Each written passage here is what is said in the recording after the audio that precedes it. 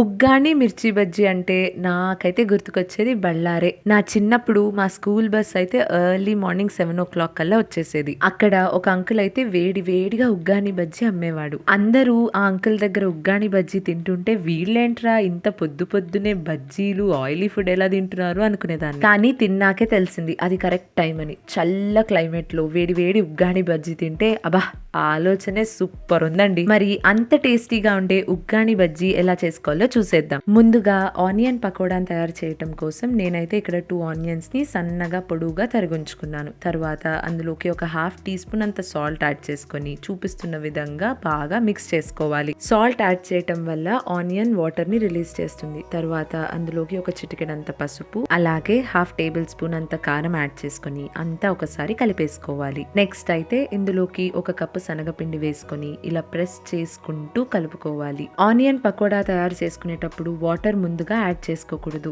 Onion పకోడాలో ఎంత తక్కువ water వేస్తే పకోడాలు అంత గట్టిగా వస్తాయి. ఆనియన్ వాటర్ రిలీజ్ చేస్తుంది కనుక ముందే వాటర్ యాడ్ చేసుకోకుండా చూసుకుంటూ వాటర్ యాడ్ చేసుకోవాలి. ఇలా కలుపుకున్న పిండిని ఒక 5 minutes పక్కన ఉంచుకోవాలి. ఇప్పుడు ఉగ్గానిని అయితే తయారు చేసుకుందాం. ఉగ్గాని తయారీ కోసం ఒక గిన్నెలో వాటర్ తీసుకొని బొరుగులను ఇలా వాటర్ లో యాడ్ చేసుకొని ఒక 2 minutes నాననివ్వాలి. 2 minutes తర్వాత బొరుగుల్లో ఉండే వాటర్ నంతా పిండేసుకొని ఇలా పక్కన ఉంచుకోవాలి. తర్వాత ఇంకా ఉగ్గాని బజ్జీ తయారు చేసేసుకోవటమే. ఉగ్గాని తయారీ కోసం ముందుగా బాణలు పెట్టుకొని ఆయిల్ యాడ్ చేసుకుని ఆయిల్ వేడెక్కాక అందులోకి ఆవాలు, జీలకర్ర, శనగబేడలు, నువ్వులు, ఇంగువ, ఒక పిడికెడంత కరివేపాకు, సన్నగా పొడువుగా తరిగించుకున్న 5-6 పచ్చిమిర్చిని వేసుకొని బాగా ఫ్రై చేసుకోండి. పచ్చిమిర్చి ఫ్రై అయ్యాక సన్నగా పొడువుగా తరిగించుకున్న ఆనియన్లు వేసుకొని ఆనియన్లు గోల్డెన్ బ్రౌన్ కలర్ లోకి వచ్చేంత వరకు ఫ్రై చేసుకోవాలి. తరువాత సన్నగా ముక్కలుగా తరిగించుకున్న టొమాటోలను వేసుకొని టొమాటోలు మగ్గేంత వరకు ఫ్రై చేసుకోండి. నెక్స్ట్ అయితే ఇందులోకి ½ టీ స్పూన్ పసుపు యాడ్ చేసుకొని ఒకసారి కలిపేసుకోవాలి. తరువాత